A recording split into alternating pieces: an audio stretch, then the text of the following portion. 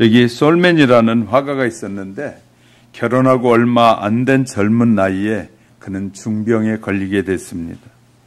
의사가 말하기를 당신은 임파선 이 계력을 앓고 있어 앞으로 3개월밖에 남지 않았습니다. 그의 부인은 유명한 가수인데 지금 임신 중이었습니다. 아내에게도 미안하거니와 앞으로 태어날 아이를 생각할 때 너무 죄스러워서 몹시 괴로워하고 있을 그때에 사랑하는 아내가 그를 위로하기를 3개월만 남았다는 것 생각하지 말고 하나님께서 3개월을 허락해 주셨다고 생각하며 감사합시다. 그러면 아직도 3개월이나 허락하신 하나님께 감사하며 살아야지요. 둘은 기뻐하고 감사하고 열심히 일했습니다. 아내는 열심히 노래하고 그림을 그렸는데 그 남편이 그림을 그리는 동안에 병이 싹 낫게 됐습니다. 그런 그가 그림 중에 유명한 것은 예수님의 얼굴이라는 그림입니다. 보통 사람은 예수님의 얼굴을 그릴 때 대개 자비하신 얼굴을 그린다든지 고난당하신 얼굴을 그렸는데 이분은 지도력이 있고 강인한 인간성을 지닌 인물로 표현을 했습니다. 그 그림이 유명해져서 수백만 장이나 팔리게 됐고 인쇄되어 팔렸고 오늘도 많은 믿음의 가정에 걸려있는 예수님의 초상화입니다. 그렇습니다. 3개월이 어떻습니까? 하루가 어떻습니까? 한 달란트가 어디입니까? 그 말이에요. 모름지기 감사하며 착하고 신성실하게 살아가면 그 다음에는 하나님이 하신다는 것이에요. 오래 살고 길게 사는 것만 행복한 것이냐? 짧게 사는 것이 불행한 것이냐? 그런 거 아니라는 거예요. 하나님 안에, 예수 안에 있는 것이 우리의 인생은 가장 행복하고 가장 소중한 삶임을, 그리고 그 삶에 하나님의 뜻에 합당한 삶에 필요할 때는 하나님이 기적도 베풀어 주시는 하나님이심을 우리에게 말씀하고 있습니다. 본문은 예수 그리스도의 본성이 함축적으로 잘 드러나 있는 부분이기도 합니다. 본래 하나님의 본체, 하나님과 같은 본체시나 하나님의 뜻을 이루기 위해서 겸비해서 낮추셔서 이 땅에 오셨습니다. 바울은 이러한 예수 그리스도의 모범을 소개하면서 빌립보 교인뿐만 아니라 오늘 살아가는 모든 성도들에게 참된 겸손의 모습을 말해주고 있는 것입니다. 참된 겸손은 바로 예수 그리스도의 마음이다라고 우리에게 알려주고 있는 것입니다. 또한 영광을 받으시기에 합당한 그리스도의 이름을 설명합니다. 왜 하나님 예수 그리스도의 이름이 영광을 받을 수밖에 없는 일이냐라는 부분이죠. 사탄의 권세를 깨트리신 이름, 예수 이름은 사탄의 권세를 깨트렸습니다. 곧 그의 이름을 부르는 자에게는 영생의 축복도 허락해 주십니다. 예수 이름에 위에 돌려지는 영광이 곧 아버지의 영광이 되는 이름입니다. 예수님께 영광을 돌리면 그것이 아버지께 영광으로 돌려지게 됩니다. 이런 이름의 주인공이신 예수 그리스도를 강조하는 내용이 바로 오늘 본문의 내용이기도 하고 메시지의 핵심이라고 할 수 있습니다. 성탄절이 다가오고 있지 않습니까? 하나님의 아들 예수님이 인간의 몸을 입으시고 이 땅에 오신 날이 내일이면 오늘 저녁이면 이제 다가오고 있는 것이죠. 성탄절을 맞이하는 우리는 하늘의 보좌를 버리시고 이 땅에 오신 예수님의 마음을 깨닫게 해달라고 간절하게 기도하며 준비하는 지혜가 늘 있기를 주의 이름으로 축복합니다. 오늘 하나님의 보좌를 내려놓고 천하디 천한 세상을 향한 예수님의 마음은 어떤 마음일까요? 또한 예수의 이름을 살펴보면서 그의 이름이 가지고 있는 큰 능력과 영광을 자세히 살펴가는 시간에 저와 여러분에게 더 큰 은혜로 성령님께서 깨닫게 해주시기를 주님의 이름으로 축복합니다. 첫째는 그리스도의 마음을 품고 본받는 삶이어야 한다라고 우리에게 말합니다. 5절 말씀을 잘 보면 너희 안에 이 마음을 품으라 곧 그리스도 예수의 마음이니 라고 하고 있습니다. 자신을 겸비하고 육신의 몸을 입고 오신 예수 그리스도의 신성의 모든 충만함을 소유하고 계신 분이다 라고 말해주고 있는 것이죠. 그러하신 분이 스스로 하나님과 동등됨을 취하지 않으심으로 모든 인간을 구원하고자 자신을 낮추셨다는 것입니다. 하나님과 동등하신 분인데 동등하게 계시면 동등하게 영광을 받으실 텐데 동등하게 여기지 않고 인간을 구원하기 위해서 동등함을 포기하고 이 땅에 천하디 천한 인간을 향해 내려오셨다는 것입니다. 더욱이 자기를 비워 종의 형체를 가져 사람들과 같이 되셨다는 사실은 하나님으로서 누릴 수 있는 모든 영광을 스스로 포기하셨다라는 의미이기도 합니다. 그것은 바로 그가 가난하게 되심으로 모든 성도들에게 부욕해 하시려고 예수님이 가난해지심으로 우리가 그 이름에 힘입어서 부요한 하나님의 자녀가 됐다는 거예요. 그러므로 자기를 낮추신 것은 바로 우리를 위한 것이라고 바울은 고린도후서 이 8장 9절에서 설명하고 있습니다. 성경에 나타난 예수 그리스도의 삶, 즉 병자와 가난한 자들을 가까이 하신 예수님, 그들의 삶에 깊은 관심을 가지고 그들을 치유하신 모습에서 이런 사실이 증명되고 있습니다. 게다가 하나님의 뜻에 죽기까지 복종하심은 그리스도의 순종이 절정에 달하고 있음을 의미해 주기도 합니다. 십자가는 그 당시 최악의 형벌로 고통을 말할 뿐만 아니라 매우 치욕스러운 죽음을 의미합니다. 그 당시에 가장 치욕스러운 모욕적인 그 십자가의 죽음을 예수님이 대신 우리가 져야 할 그것을 지심으로 예수님도 될 수 있으면 십자가를 죽음을 피하기 원하셨다. 그래서 마태복음 26장에 가면 하나님께 구하잖아요. 피할 수 있으면 이 잔을 내게서 피하게 해달라고. 그러나 아버지가 원하시면 이 잔을 피하지 않겠다는 고백을 하게 됩니다. 그러나 그것은 하나님의 뜻이 아니었기에 그 길을 복종함으로 가신 것이에요. 이 땅에 오신 목적을 이루기 위해 육신의 안일한 모두를 버리신 예수님의 삶이야말로 그리스도의 진정으로 본받고 따라야 할 삶입니다. 그 삶이야말로 하나님께서 모든 성도에 요구하신 겸손한 삶이기 때문에 이 사실을 우리는 기억하고 살아야 돼. 예수님을 통하여 하나님이 가장 원하시는 삶은 우리 모든 인간이 겸손해지는 것입니다. 조금만 뭐가 좋은 자리에 있으면 이 천한 자리에 있는 사람을 우습게 여기고 함부로 여기는 그런 사람들이 얼마나 많이 있는지 몰라요. 예수님을 우리의 마음에 바르게 모셔드리게 되면 어떤 마음을 갖게 되는 모든 사람이 똑같아 보이기 시작해요. 내가 사장이든 아니든 내가 장관이든 대통령이든 그것이 중요한 것이 아님을 알게 되는 거예요. 그래서 누구든지 소중한 사람으로 보여지기 시작하는 거예요. 우리는 가난하고 연약해져 있는 사람들을 함부로 대할 수 있지만 하나님은 모두를 이렇게 생각해. 내 자녀다라고 말씀하시죠.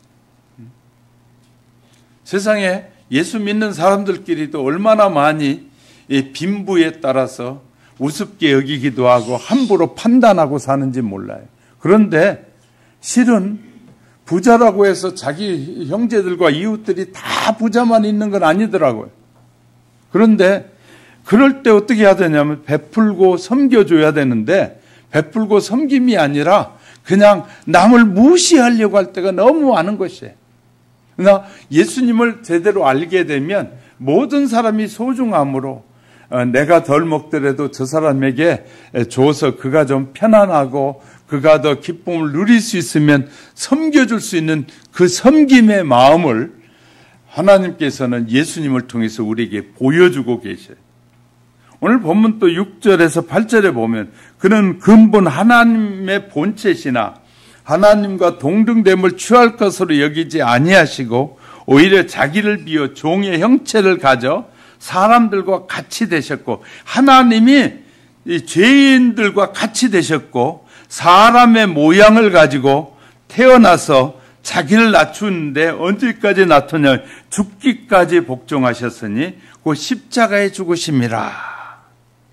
예수 그리스도께서 하나님과 동등했던 모습을 포기한 것처럼 성도들에게도 포기해야 될 삶의 부분이 많이 있다는 것입니다. 그것은 스스로 자랑스럽게 여기는 부분이죠. 어떤 사람은 자기의 그 주장이 강하다든지 학벌을 내세운다든지 가문을 내세운다든지 재산 등이 될 수 있습니다. 이러한 것들은 교회에 주님을 섬기는데 덕을 끼치지 못하고 그리스도의 영광을 가린다면 그리스도인의 삶에 본받는 자라고 할 수 없습니다. 정말 우리는 권력, 힘이 있든 없든 누구든지 모두를 소중하게 여기는 사람, 그리스도인의 제일 되는 목적은 바로 하나님께 영광을 돌리는 데 있습니다. 인간은 누구나 남을 위해 군림하려고 하지 그 누구 하나 종이 되려는 자는 없습니다. 그러나 주님은 종의 도를 마태복음 20장 26절 28절에서 종의 도를 말씀하고 계셔요.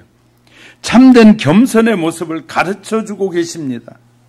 따라서 스스로 자신을 낮출 때 분명 하나님께서 그를 높여주실 것이라고 야고보는 4장 10절에서 설명해 주고 있어요. 예수님은 자신의 능력으로도 십자가와의 죽음을 피하실 수 있었습니다. 그러나 죽기까지 복종하심은 철저히 하나님의 뜻을 따랐단 말이에요.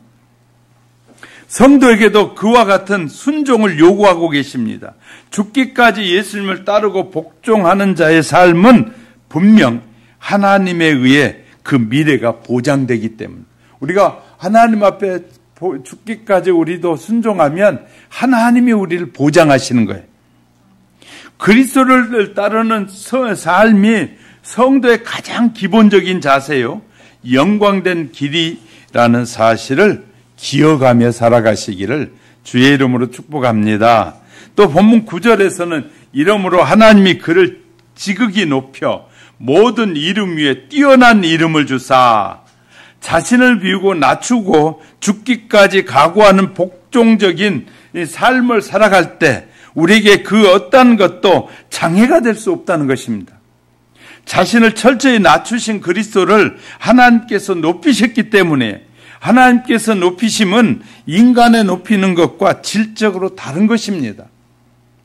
인간은 상대방을 높이는 기준은 고작이야 나보다 지식이나 권력이나 부가 많은 것이지만, 하나님의 판단의 기준은 스스로 겸비하는 인간의 자세를 보면서 하나님이 주신 것은 차원이 다른 것입니다.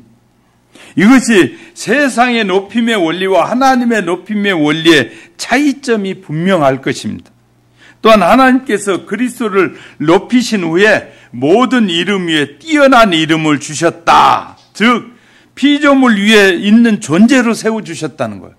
예수님이 자신을 아주 낮추고 천하던 인간의 모습으로 와서 인간을 구원하시려는 그 겸손의 모습을 보시고 하나님이 모든 인간을 심판할 권세를 예수의 이름 앞에 줬다고 말이에요. 심판의 권세를. 이 같은 사실은 마태복음 28장 18절에 나타나 있습니다. 하늘과 땅의 권세가 예수 그리스도에게 주어졌음을 우리에게 분명히 알려주고 있어요. 그리고 동시에 그리스도를 본받는 모든 자는 역시 그리스도의 왕의 통치를 함께하게 된다는 의미에, 주님께서 통치할 때 그 통치의 자리에 함께하게 될 것을 우리에게 약속해 주고 있습니다. 이는 지극히 놀라운 사실이 아닐 수 없습니다. 왜냐하면 이는 성도의 엄청난 지위 변화를 예고하고 있기 때문에, 성도들이 오직 하나님을 바르게 섬기고 정말 주님의 그 뜻에 맞는 삶을 살면 우리를 완전히 높여주신다는, 엄청나게 높여주신다. 과거에 우리는 죄와 허물로 죽었던 존재잖아요. 우리 하나님이 저주 아래 있었고 죽음을 향해 달려가던 존재들이에요. 그런데 예수 그리스도를 믿음을 통해 이제는 영원한 생명을 소유한 자가 됐다.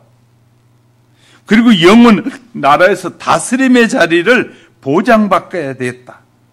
그러면 그리스도의 성품을 배우는 일에 그래서 우리는 최선을 다해야 될 것입니다. 그리스도의 마음을 품고 배우는 것들의 소중함을 우리에게 알려주고 계시는데 성도의 변화는 놀라운 다스림의 은혜와 연관된 사실을 발견할 수 있기를 저와 여러분이 발견하고 이 자기를 낮추는 것이 얼마나 소중한 것임을 깨닫게 되시기를 주님의 이름으로 축복합니다. 두 번째는 모든 피조물이 그 앞에 무릎을 꿇었다. 10절 11절을 볼까요? 10절 11절. 하늘에 있는 자들과 땅에 있는 자들과 땅 아래에 있는 자들로 모든 무릎을 예수의 이름에 꿇게 하시고, 이게 얼마나 놀라운 일인지 모릅니다. 12절 1절. 모든 입으로 예수 그리스도를 주라 시인하여 하나님 아버지께 영광을 돌리게 하셨느니라. 예수 이름은 모든 것 위에 초월해서 계신 이름이에요. 모든 피조물을 그 발 앞에 무릎을 꿇게 하는 이름이란 말은 그 이름만이 가장 존귀하고 그 이름만이 피조물의 영광을 받으시기에 합당한 뜻이라는 거예요. 예수 이름만이 합당하다는 것이에요. 하나님께서 허락하신. 그것은 그 이름만이 모든 피조물의 흠모 대상이 될 수 있다는 뜻을 말하는 동시에 세상의 어떠한 사상이나 이념으로도 가리거나 탈색시킬 수 없는 이름이라는 거예요. 그 어떤 것으로도 예수의 이름을 탈색시킬 수 없다는 것입니다. 어떤 폭력이나 사악한 권력으로도 지우거나 없앨 수 없는 이름, 모든 것 위에 초월하여 계시는 그리스도가 되시는 이름이라는 의미를 우리에게 분명하게 설명해 주고 있습니다. 낮추는 겸손함으로 높아진 이름인 그리스도에게 모든 피조물이 무릎을 꿇어야 할 존귀한 이름이 주어진 것은 그가 행하신 절대적인 순종과 온유와 겸손으로 인하여 주어진 것이다. 그는 스스로 영광을 취하지 않으셨습니다. 그러나 그에게는 모든 피조물이 무릎을 꿇는 가장 존귀한 영광이 주어졌습니다. 그는 스스로 높아지려고 하지 않았습니다. 그러나 그에게는 모든 피조물보다 뛰어난 이름이 허락되었습니다. 언덕과 능성이에는 결코 물이 고일 수가 없습니다. 골짜기와 분지에만 고일 수 있는 것처럼 낮아질 대로 낮아진 그에게 가장 귀하고 아름다운 이름이 축복으로 주어지게 됐다라는. 그러면 성도는 스스로 낮아져야 합니다. 우리는 스스로 죄인이라는 이름으로 낮출 때 우리는 비로소 이 존귀한 자리에 서게 될 수 있게 될 것입니다. 야고보 사도는 4장 10절에서 주 앞에서 낮추라. 그리하면 주께서 너를 높이시리라. 할렐루야.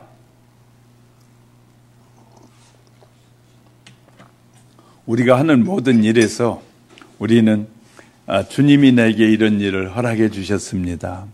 사장이든 누구든 일을 하면서 그렇게 자기를 낮추면 주님이 사람들 앞에서 우리를 높여주신다는 거예요. 할렐루야. 높여주신다는 거예요. 내가 스스로 내가 뭐 대단한 사람입니다. 내가 뭐 개천에서 용인한 사람이다. 그렇게 자랑 안 해도 그렇게 자랑 안 하고 주님만 높여드리고 내가 이렇게 당신을 섬기고 이웃에게 선한 일을 하는 것은 하나님이 내게 너무 많은 은혜를 주셔서 제가 감사함으로 합니다 하고 주의 이름을 높이고 그 이름을 높이면 사람들 속에서 존귀한 자로 서게 만들어 주시는 할렐루야. 그러니까 우리가 스스로 나를 높이지 않아도 사람들이 그를 높여줄 수 있도록 하나님이 역사하시는 하나님입니다. 하나님이 자기를 낮춘 그리스도를 그렇게 높여주신 것처럼 우리가 우리 스스로를 낮추고 겸손하게 살아가면 하나님이 우리의 이름을 높여주신다는 것입니다. 모든 것들을 다스리고 정복하는 권능의 이름이라는 예수의 이름에는 치유의 능력이 있습니다. 사도행전 3장 6절에서 4장 10절에 예수 이름 명할 때 기적이 일어나고 변화가 일어났습니다. 예수 이름으로 표적과 기사와 능력이 나타나게 됨을 우리는 알게 됩니다. 예수의 이름으로 귀신이 물러가게 됐다고 사도행전 16장에서도 19장에서도 예수 이름으로 말미암아 구원이 주어진다고 로마서 6장 23절 고린도전서 6장 11절 이랬듯 예수 이름 모든 것을 정복하는 승리자의 이름이 예수 이름이라. 그의 이름은 모든 것을 다스린 영원한 통치자의 이름이라는. 그러기에 모든 만물은 그의 이름 앞에 무릎을 꿇을 수밖에 없는 것입니다. 그리고 그러한 이름이기에 그를 믿고 그의 뒤를 따르면 그의 이름을 의지하는 성도 역시 사탄의 세력을 물리치는 그런 세상을 이길 수 있는 놀라운 능력을 허락받게 된다고 사도행전 9장 27절 이하에서 설명해 주고 있습니다. 그리고 히브리서 11장 38절에 이런 사람은 세상이 감당치 못하다라고 말해요. 예수 이름으로 살아가는 사람은 세상이 감당하지 못하는 사람이 된다. 모든 피조물이 주라고 시인해야 할 이름으로 그리스도의 이름이 지니는 영광의 절정은 모든 피조물이 그리스도를 주라고 시인하는 데 있습니다. 아무나 주라고 시인하지 않잖아요. 그런데 예수 이름만이 주라고 시인하고 있는 거예요. 모든 만물이 주가 되시는 그리스도, 모든 피조물의 창조주가 되시는 예수님, 그를 따르는 자들로부터 자신의 영원한 주인으로 고백하고 영광에 돌리는 이름이 바로 예수, 그리고 그리스도께서 주어진 영광된 이름이라고 말합니다. 그리고 그러한 신앙 고백은 이 땅에 보내진 인생들의 의무란, 예수를 믿는 모든 사람들은 예수 이름의 권세를 갖게 되는 것입니다. 그리고 우리가 늘 아버지 앞에 기도할 때마다 누구의 이름으로 기도하는 예수 이름으로 기도할 때 응답되어지는 거. 할렐루야. 예수 이름의 권세가 아버지의 마음을 움직이고 아버지의 뜻을 움직이는 그 이름이 바로 예수의 이름이란. 여러분이 아무리 하나님을 부르고 여호와를 부르고 해도 예수 이름으로 기도하지 않으면 응답되지 않은 것을 기억하셔야 돼요. 반드시 우리는 예수 이름으로 기도할 때 그 기도가 응답되어진다는 사실. 그런 분이 탄생한다고 하니 우리에게는 정말 희망이요. 저와 여러분의 소망이 넘치고 행복해야 되고 즐거워야 될 시간들이. 할렐루야. 예수를 알게 되면 예수의 이름의 권세가 어떤 것인 걸 알게 된다면 우린 정말 성탄절이 기다려져야 되고 성탄절에 오신 그 주님을 준비해서 맞이하도록 준비해야 될 필요가 있는 것이죠. 지방의 대통령이 지방에 가도 사람들로부터 얼마나 인정을 받고 칭찬을 받습니까? 그러면 가면 미리 준비하게 하잖아요. 대통령이 온다고 이 거리 좀 정리해주고 깨끗이 치우라고. 그리고 비밀리에 딱 알려져 가지고요. 대통령이 가기 전에 벌써 딱 준비가 되어 있습니다. 그런데 하나님의 아들이 이 땅에 우리를 살리기 위해서 오신다는데 우린 준비 없이 애들이나 좋아하는 성탄절이라고 아니라 내가 가장 좋아해야 할 성탄절이에요. 할렐루야. 내 인생을 새롭게 만드시고 내 인생을 영원토록 살게 하신 그분이 오시는데 저와 여러분은 얼마나 행복한 마음으로 주님이 오시기를 기다려야 하는. 여러분 잠자기 전에 주님이 오시면 내게 어떻게 하실까? 나는 어떻게 주님을 맞이할까? 자면서라도 그런 생각을 하며 주무십니까? 저는 주님이 오시면 내게 뭐라고 말씀하실까? 나는 주님 앞에 어떻게 설까? 이렇게 저는 성탄절이 오기 전에 마음을 먹어봅니다. 그분 앞에 설 때 난 부끄러움이 없을까? 내가 해놓은 것들은 무엇이 있을까? 이렇게 돌아보면요. 정말 부끄러울 때가 너무 많거든요. 그러니까 우리는 그분을 사모하는 마음이 있다면, 예수님의 오심을 사모하는 마음이 있다면 우리에게는 반드시 성령의 역사가 충만하게 임할 수밖에 없어요. 할렐루야. 예수 이름의 권세가 있기 때문에 그 예수님을 사모하면 성령이 역사할 수밖에 없어요. 하나님을 사모하면 성령이 역사해요. 왜냐하면 세 분이 한 분이시기 때문에. 그렇기 때문에 이 하나님이나 예수님이나 이 성령님 세 분을 막 사모하게 되면 우리에게 성령으로 충만하게 임하실 수밖에 없어요. 예수를 그리스도로 고백하는 것은 곧 아버지 하나님께 영광을 돌린 일입니까? 왜냐하면 요한복음 5장 23절 모든 사람으로 아버지를 공경하는 것 같이 모든 사람들로 하여금 아버지를 공경하는 것 같이 아들을 공경하게 하려 하십니다. 아들을 공경하는 것이 바로 하나님을 공경하는 것이다. 할렐루야. 이것이 하나님의 뜻이기 때문에 그리스도를 영접하는 것은 그의 보내신 일을 영접하는 것이 되기 때문에 마태복음 10장 40절 예수님을 영접하는 것은 예수님으로 인하여 기뻐하고 즐거워하고 행복해하는 것은 하나님으로 인하여 행복하고 즐거워하고 기뻐하는 것과 같은 의미다. 할렐루야 라고 말씀하고 있어요.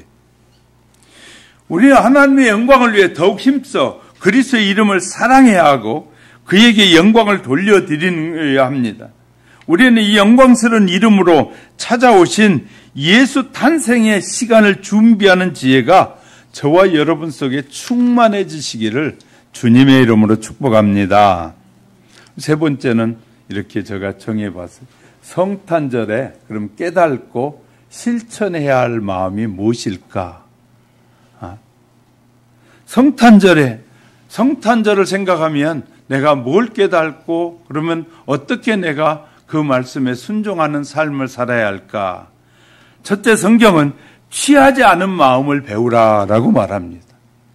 6절에 하나님과 동등됨을 취할 것으로 여기지 아니하시고, 여기에서 취한다는 헬라어는 하르파조라고 하는 말인데 강탈한다, 움켜잡는다, 놓치지 않으려고 꽉 잡는다는 뜻이 있네.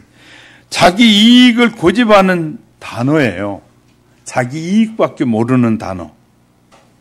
내 것을 포기하지 않는다는 의미인데 집단 이기주의가 만연해진 시대에 자기 권리를 결단코 포기하지 않는 시대 우리가 살고 있잖아요. 이 시대에 필요한 마음은 예수님의 마음이라는 자기밖에 모르고 그런 사람들에게 지금 이 전국적으로 20, 30대 젊은이들이 56만 명이 집에서 나오지 않고 부모가 벌어준 것으로 먹고 살면서 56만 명이 집에서 일하기 싫다고 앉아 있다는 거예요. 56만 명이.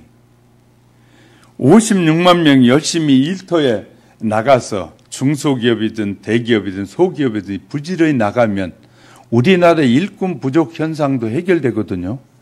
그런데 좋은 일자리 아니면 안 가겠다는 거예요. 좋은 일자리만 찾고 가지 않는 사람들이 그리고 돈 많이 줘야 일한다는 거예요. 굉장히 이기적인 시대입니다. 저희가 일할 때는 몇 달 봉급을 못 받고도 일할 때도 있었어요. 그렇게 먹고 살기 힘들어서 봉급을 못 받아가지고 빌려가지고 밥을 해 먹고 출근해야 할 때도 있었어요. 그런데 요새 젊은이들은 그렇지 않아요. 이렇게 배고프고 힘들게 나라를 세워놨더니 이제 젊은이들은 우리는 이제 편히 먹고 살겠다는 거예요. 나라가 망하든 흥하든 상관없다는 거예요. 나만 편하면 된다는 거예요. 이 수많은 젊은이들이. 그런데 그들의 표 때문에 정치인들은 그들에게 용돈 줘야 된다는 말 하고 있어요. 50만 원씩 주자. 세상에 그런 나라는요, 오래가지 못한 나라거든요. 노는 놈에게 계속해서 돈을 줘서 놀게 하는 나라는 좋은 나라가 아니에요. 일하는 사람에게 줘야지. 예를 들어 중소기업에 갔더니 우리 평균 봉급이 250이라고 생각할 때 200밖에 못 받았어. 그러면 국가가 50만 원 책임져 주겠다. 그런 공약을 하는 것이 아니라 그냥 놀고 있는 놈한테 주겠다는 거예요. 저놈들은 제가 볼 때는 제정신이 아닌 놈들이에요. 자기가 수고해서 돈을 벌어보지 않았기 때문에 국민이 낸 쇠가 빠지게 돈 벌어서 힘들어 낸 돈 세금 가지고 자기 멋대로 돈 없으면 빌려다가 이런 나쁜 놈들이 어디 있어요?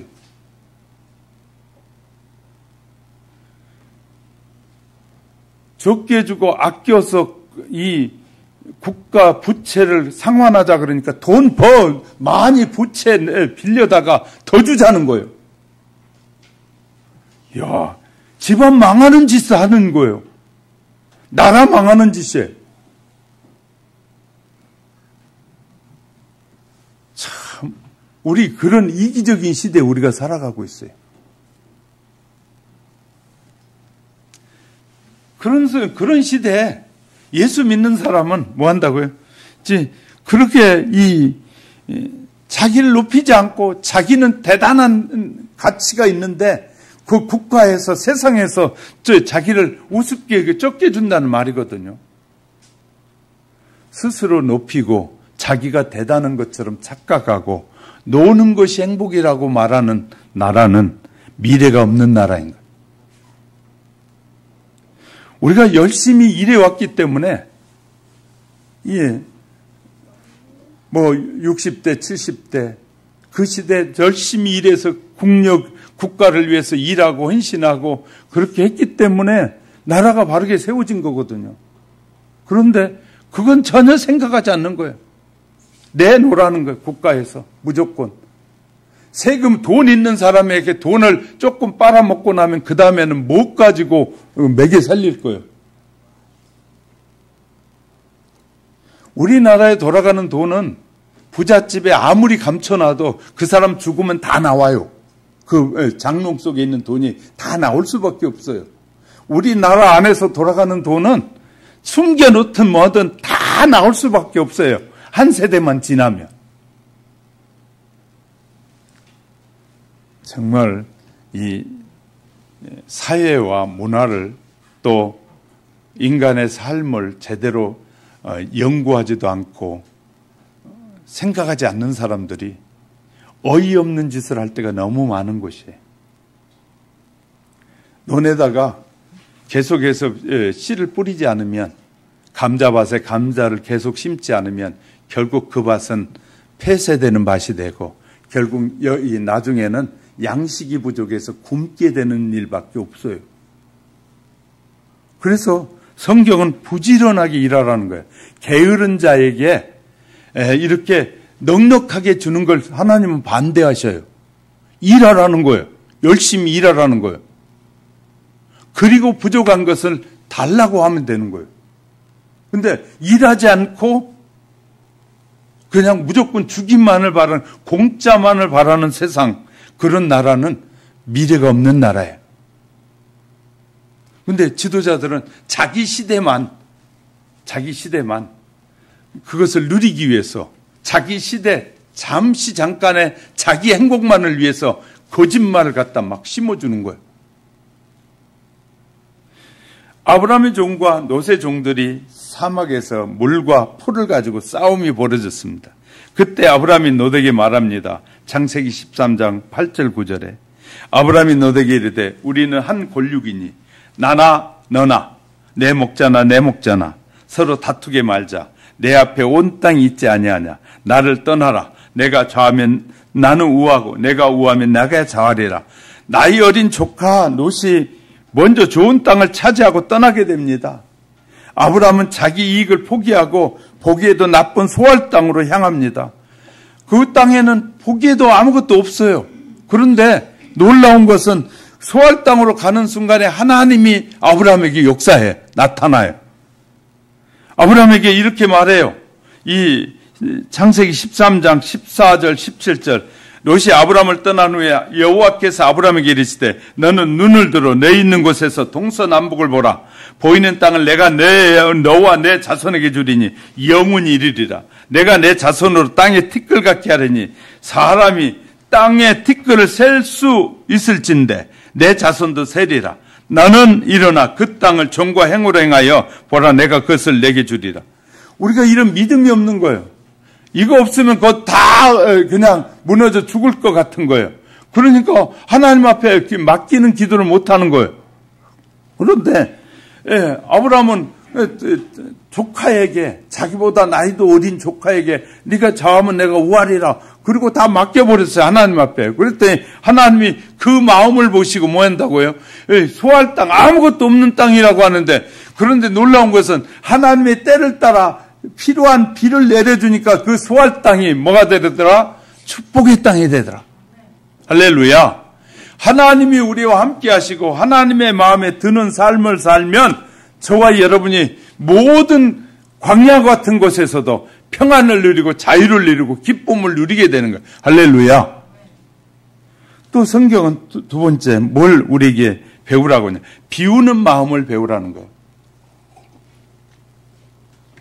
자, 오히려 자기를 비운다는 말은 헬라어에서 케노윤이라는 말인데, 통을 쏟아 아무것도 남기지 않고 다 비운다 라는 의미인데요. 이것은 나는 대단한 존재가 아니라 아무것도 아닌 존재다고 고백하는 것이 바로 비우는 것이에요. 내가 대단한 것처럼이가 아니라 나는 하나님 앞에 아무것도 아닌 존재, 내가 하나님 앞에 연약한 존재라고 고백하는 걸 비운다는 것이에요. 아이코의 자서전이 오래된 책인데 사람들에게 지금도 감동을 주고 있어요. 그는 대학을 졸업하고 포드 자동차 회사에 말단 직원으로 취직하게 됩니다.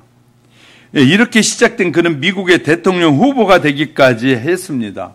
대통령 후보가 되기. 포드 자동차의 말단 직원이 대통령 후보가 되는 것 대단하지 않습니까?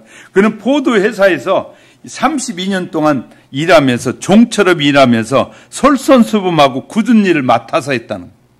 예수 믿는 사람도 그 회사에 가면 자기가 일하는 일터에서 굳은 일을 안 하려고 그래.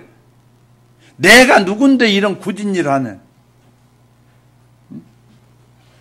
그런데 이분은 그렇지 않았다는 거예요.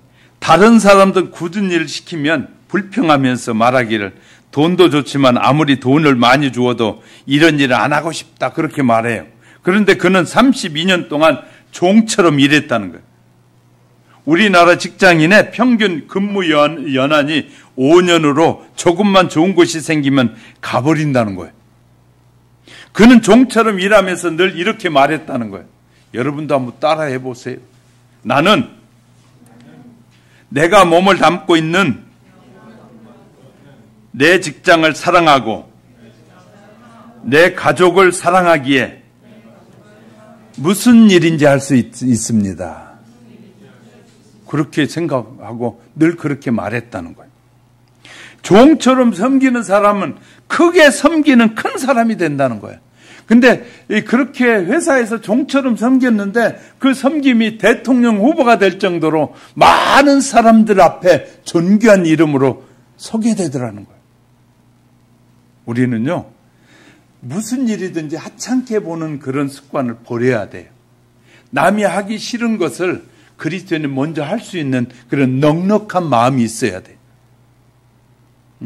직장 생활 하시는 분들은 직장에 가면 가장 먼저 가면 화장실 청소부터 내가 도와줄 수 있는 그런 사람이 되어야 돼요.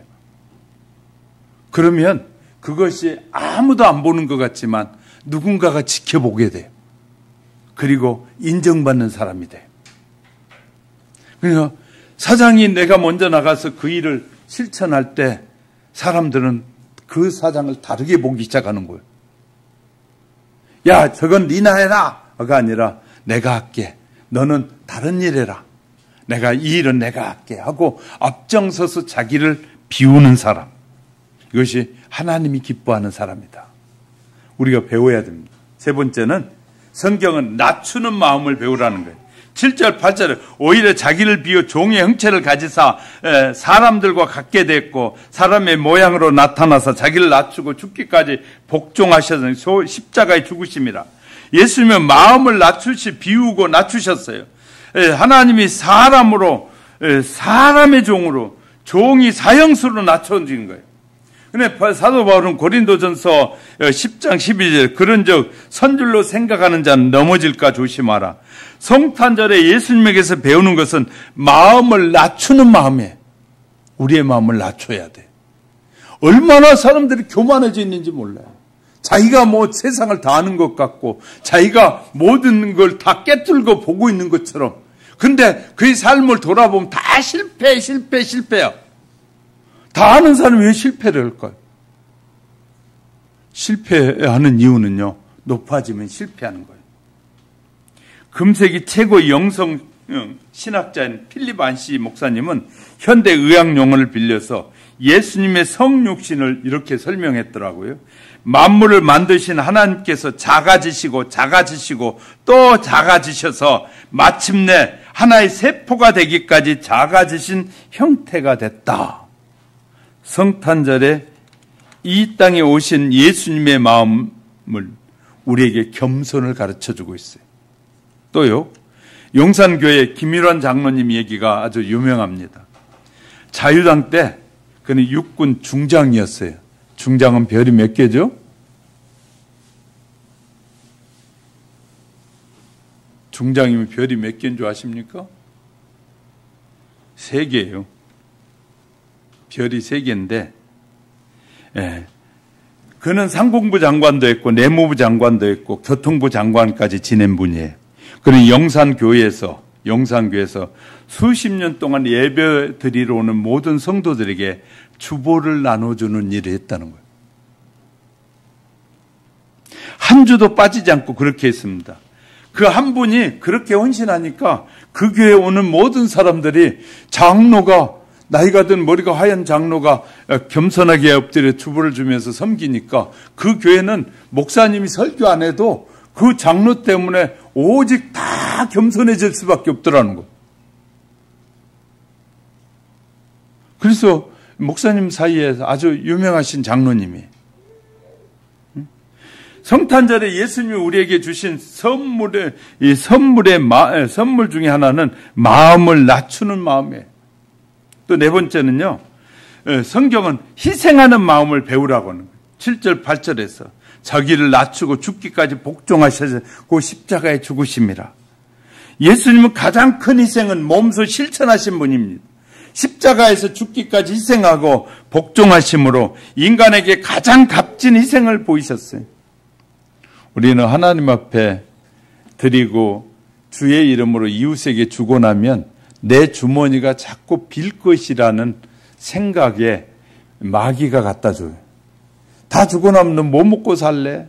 그리고 다 베풀고 나면 네 주머니는 없어서 너는 가난하되겠다. 이런 의심을 가져다 주는 게 마귀예요. 근데 우리가 주의 이름으로 베푸는 주님이 너무너무 잘 아셔. 우리의 주머니가 비어있는 거 주님이 아시고 누가 채우신다고요? 주님이 채우면 더 풍성하게 채워지는 거예요. 할렐루야. 근데 우리는 그걸 못해. 그것이 아까워. 그래서 못하는 거예요. 이거 없어지면 그냥 곧 죽을 것 같이 그런 여기는데 하나님이 한 건만 갖다 줘도 그 주머니가 차고 넘쳐버려요. 하나님이 한 건만 좋은 거 연결하면 그냥 차고 넘친다니까요. 아멘 안 하시니까 자꾸 하는 거예요 지금. 자, 하나님이 한 건만 딱 연결하시면 차고 넘친다니까요. 주는 것보다 더 많이 차고 넘치는 거예요. 근데 하나님이 간섭하지 않으면 내가 힘들게 해야 되는데 하나님 앞에 자꾸 맡기고 주의 이름으로 섬기면 하나님이 우리 주머니를 채우려고 하면 안 나. 그냥 보너스로 채워져 버려요. 보너스로 채우신 하나님. 페르시아에 옛날 페르시아 사이러스라는 왕이 있었습니다. 그런 전쟁에 승리해서 수많은 포로를 잡아왔습니다. 그 중에서 적국 왕자와 왕자 부인과 아이들까지 생포해 와서 왕은 그들을 죽이기 전에 이러한 질문을 하게 됩니다.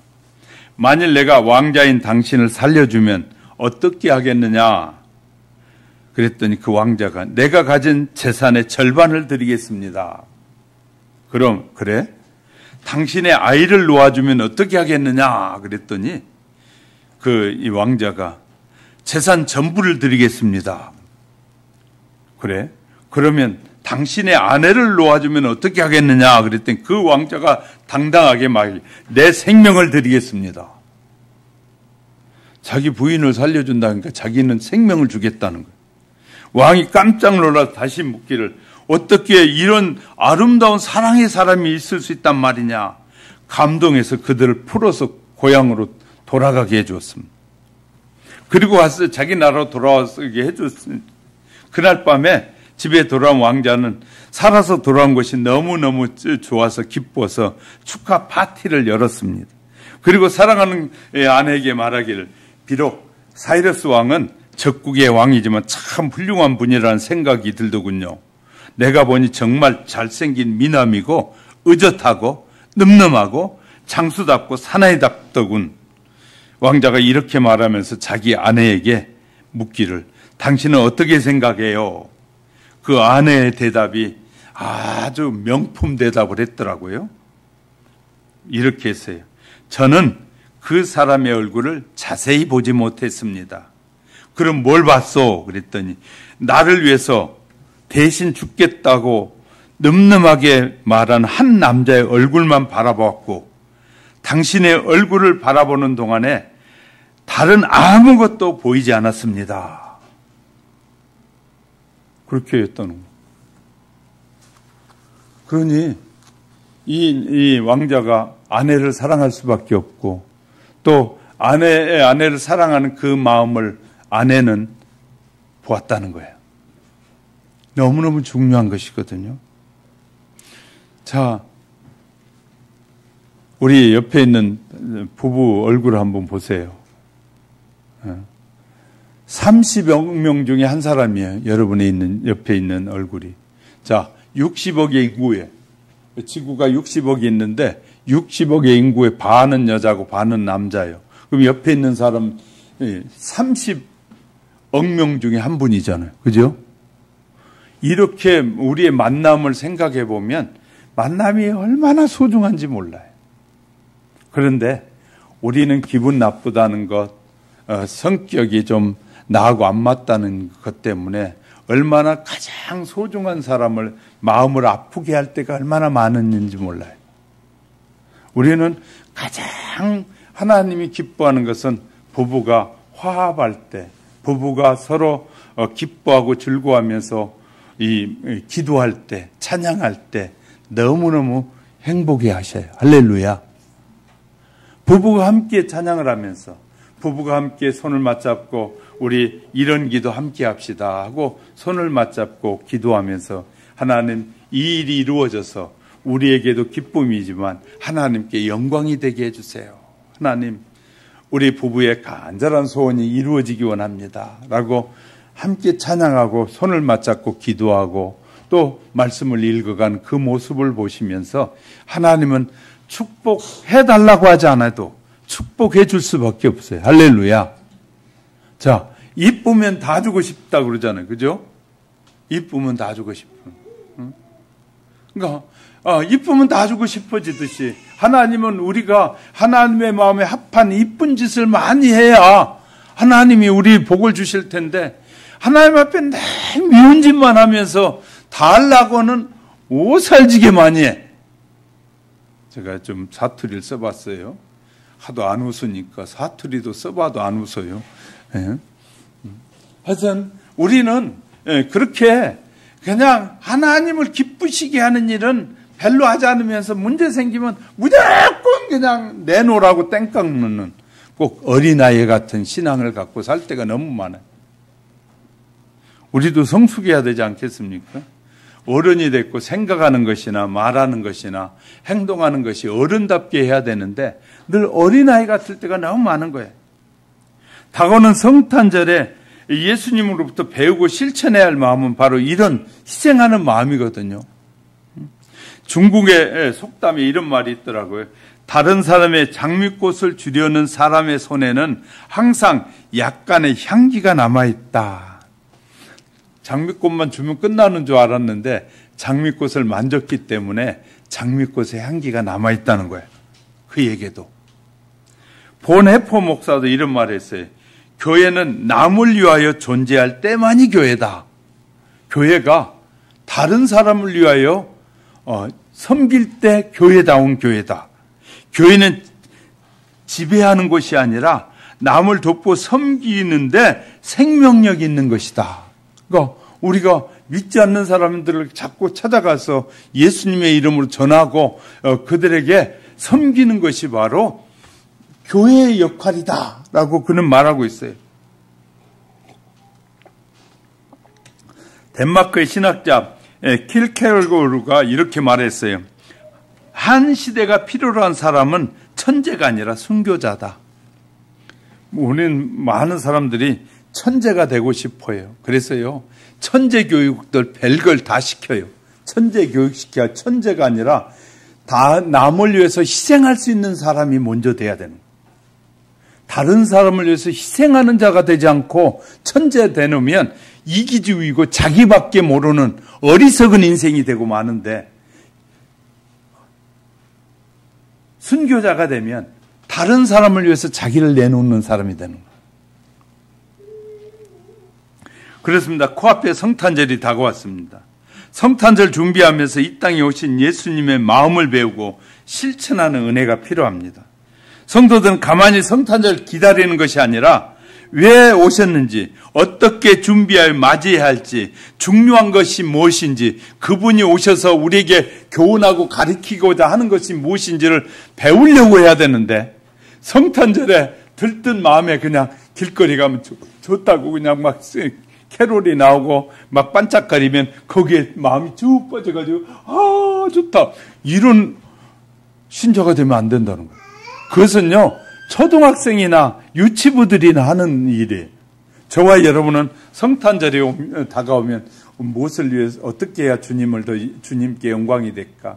하나님이 내 삶에서 어떤 부분을 기뻐하실까? 어떻게 내가 하면 이 성탄절에 주님이 우리에게 주시고자 하신 그 은혜가 넘치게 될까? 그런 생각을 하셔야 돼, 자꾸.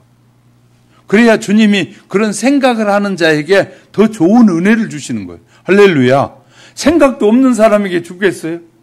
우리가 생각도 하지 않고 주님을 생각하지도 않고 내가 주님께 헌신하지도 않으면서 자꾸 달라고 하면은, 우리의 자녀들도 마찬가지예요. 열심히 일하면서 좀 어려워요, 도와주세요 하면 없는 것도 다 주고 싶은데 맨 놀고 앉아가지고 그거 또 줘요 그러면 부모도 주기 싫은 거예요. 부모도. 내가 낳은 부모도 싫은 거예요, 그런 자녀를 보면. 그런데 열심히 자기 일에 일하면서 그래도 부족해서 그냥 몸부림치는 모습을 보면요, 가만히 있어도 막 갖다 주고 싶은 거예요. 부모도 그럴까. 좋은 부모는 그래. 별로 안 좋은 부모, 이기적인 부모들은 그냥 자기밖에 모르지만, 정말 좋은 부모는 그렇게 살아가는 자녀들 지켜보다가 저게 뭐 좀 못 줘서 그냥 마음이 아픈 거예요. 그런데 정말 안 좋은 부모들은 그렇게 살든 말든 야 무조건 가져와라, 나도 살자, 그렇게 말하지만 진짜 좋은 부모는 그렇게 안 해요. 그럼 좋은 부모가 된 것은 뭐냐면 그만큼 마음이 넓고 그만큼 다른 사람을 이해할 때 좋은 부모가 되는 거예요. 욕심밖에 없는데 어떻게 좋은 부모가 되겠어요? 나밖에 모르는데. 좋은 부모가 못 돼요. 그럼 어떻게 해야 되냐? 나밖에가 아니라 저들에게 어떻게 도와줘야 할까? 뭘 도와줄까? 내가 어떻게 하면 도움이 될까? 좋은 부모는 그런 생각을 해요. 그렇지 않습니까? 어떻게 해야 저희를 도와주지? 살라고 몸부림을 치는데 내가 어떻게 도와주는 게 좋을까? 그래서 저는 그냥 가난해서 기도해 주기로 했어요. 부지런히 기도해서 하나님 도와주세요. 하나님이 도와주셔야죠. 제가 도와주는 건 순간인데 하나님이 도와주시면 영원하잖아요. 하나님이 도와주세요. 하나님이 축복해 주세요. 저들에게 지혜를 주셔서 사람이 감당하지 못한 그런 지혜로운 자녀들이 되게 해주세요. 이렇게 기도해 주는 거예요. 그러니까 우리가 입으로도 얼마든지 많은 걸 줄 수 있어요. 그러니까 우리는 주머니에 뭐가 있어야만 준다라는 그런 생각에 빠져 있는 사람들이 너무 많아요.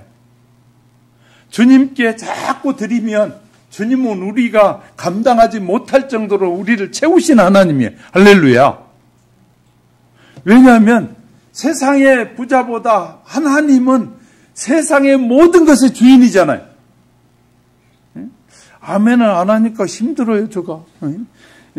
하나님은 모든 것의 주인이잖아요. 하나님이 주시고 싶으면 이제 불신자가 막 수천억 가지고 있어도 그걸 빼서라도 이렇게 마음을 돌려서라도 줄 수 있는 분이 하나님이시냐. 그러니까 내가 이 직장에서 승진하고 싶으면 그냥 실력을 발휘하면 돼요. 지혜롭게 발휘하면 돼요. 그러면 내가 올려주라고 하지 않아도 나를 올려줄 수밖에 없고 세워줄 수밖에 없어요. 근데 실력이 없는 사람을 세워주진 않아요. 잘. 어느 회사든지 실력이 없는데 세워주지 않아요. 실력이 있으면 세워줘요. 실력이 있으면 소문이 나서 다른 데서 오라 그래요, 막. 그러면 안 놓치려면 그를 세워야 돼요.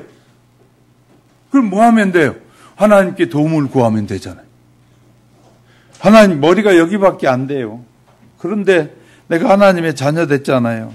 저도 그렇게 기도해요. 하나님, 내 머리도 여기밖에 안 되는데 하나님 도와주셔야 되겠네요. 하나님이 아니면은 내가 세상을 살아가는데 어렵고 하나님께 영광을 돌리기가 너무 어려워요. 하나님, 나를 도와주세요. 지혜도 주시고 능력도 주시고 사람들 앞에 말할 때 바르게 말하게 해주세요. 내가 하나님이 기뻐하는 정직한 삶을 살게요. 나는 교회도 크게 부흥은 못 시켰어요. 못 시켰는데 대신 저는 정직하게 살겠습니다. 정직하게 살겠다. 그렇게 고백하는 것처럼 그렇게 내가 그 회사에 정말 중요한 목적을 가지고 그 회사에 들어갔으면 그 회사에 화장실 청소라도 하면서 일찍 가서 1시간 먼저 가서 화장실 청소라도 하면서 정말 그리고 열정적으로 그를 종의 자세로 섬기면 하나님이 높이신다는 할렐루야. 그런 주님이 우리에게 우리의 영원한 생명을 주시려고 오시는 이 성탄절에 정말 저와 여러분은 마음으로부터 준비해서 어떻게 주님을 영화롭게 할까? 또 주님이 우리에게 보여주신 본을 잘 배워서 아름다운 모습으로 성장하고 하나님의 자녀답게 성장하고 하나님의 뜻을 이루는 믿음의 일꾼들로 아름답게 세워지시기를 주님의 이름으로 축복합니다.